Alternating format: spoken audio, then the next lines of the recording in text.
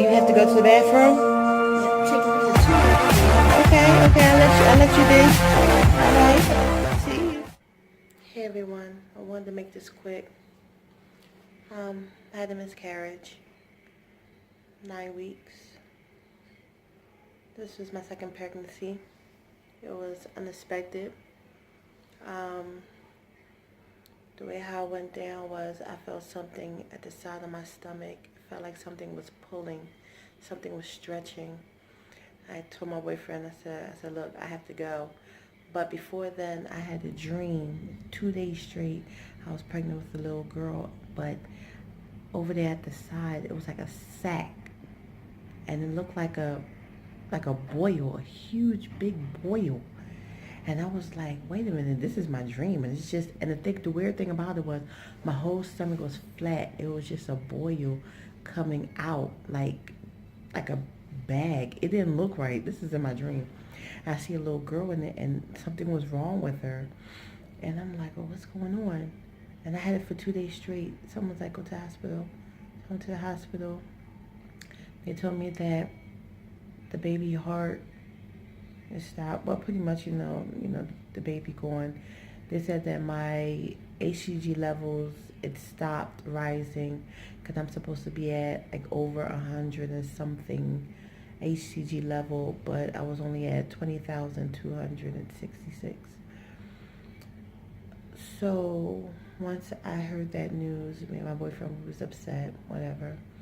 That happened on Saturday. About 2 days later, it happened.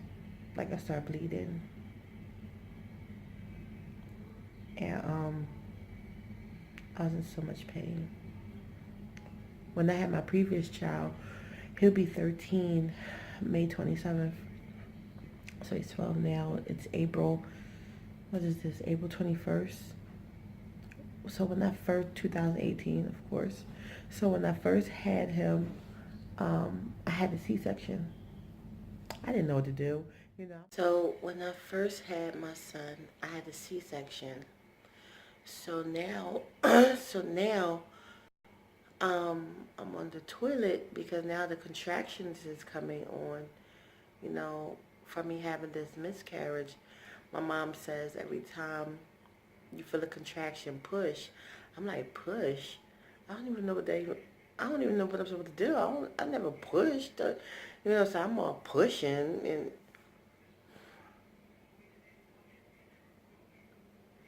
I just never thought, like that this would actually happen to me. So now I'm at the hospital, got IV in me. It happened 2 weeks ago. And when it happened, I had to go back into the doctor's office and they took another HCG level. They were saying that my HCG level is still high, is at 48,000 some odd. And they're saying that it didn't fully pass out. So they gave me these pills to put at the side of my mouth. It's like 2 on each side so that it can dissolve. It should happen, they said it should kick in within 30 minutes, which it did. But the pain was just so horrible. It's back on that toilet. It's so horrible. And then now I'm here at the hospital because I'm having all these abdominal pain and they're saying that the baby or whatever is still in there. So now I'm going to have to have surgery. So now I'm in the ER and they're going to prep me to go upstairs.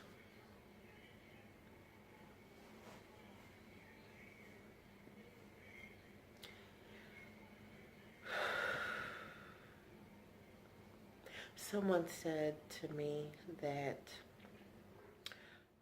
hey, well, I couldn't finish the rest in the hospital, so I'm going to hurry up and finish this up here. They tried to remove the baby or whatever what was left of the baby. what happened was, what they did was they inject. I don't know if y'all don't know about this stuff, but if y'all don't know, TMI, I'm about to tell you. They inject my insides, like they inject my walls so that it can be numb. But that was just the wall so that this thing can go in to open up your cervix. But all the insides, that does not get numb. So what they did was they put something in there. It's supposed to be like a vacuum, and they suck it out. But as they sucking it out, they twist something.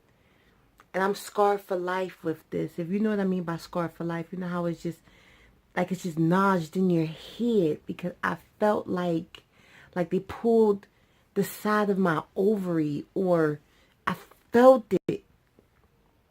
So what happened was something happened, and then I started bleeding or hemorrhaging, whatever. I just kept bleeding. I would not stop bleeding. And I'm just steady crying because all this stuff is going through my head. I mean, you already know I suffer with depression, and I also have a little anxiety. So I'm just crying, and they could not stop the bleeding because the doctor threw something away by accident. They had to go back and get it, and it was waiting forever. All of this was in the ER, in the emergency room. One thing went to another, and I had to stay. I stayed over the weekend. And when I was there, about 2 days later, I had to get an ultrasound because they wanted to check to see if I still had more residue, I'm going to say residue, inside me. So what happened was they checked it, and I still had a good amount in me. So this time they just operated on me. They actually put me to sleep. And when I woke up, I was like, I was just, I don't know. It's just, I felt like, truthfully, my baby didn't want to leave me. That might sound weird to y'all, but I really felt like my baby didn't want to leave me. I think by me stressing, all of this stuff happened. Hey, so like I said, I felt like my baby didn't want to leave me. But also, I forgot to mention that while I was bleeding heavily, they put these pills. It's the pills that I was telling you about that they put like at the side of your mouth to make you start going through contractions to have the miscarriage. They push 4 of that, TMI, in my butthole so that it can slow down the bleeding. But I'm finally home, and that's just something that I would never want to experience again. And that was my first miscarriage, my only miscarriage. I pray to God that never happens again.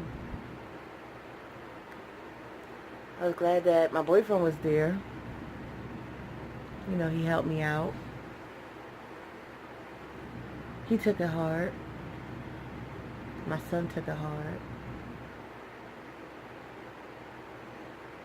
I don't know, but I'm still going to let y'all know what I did use to get pregnant. But if you have stress, try not to stress yourself, because I wasn't eating or anything. But until then, y'all, please subscribe.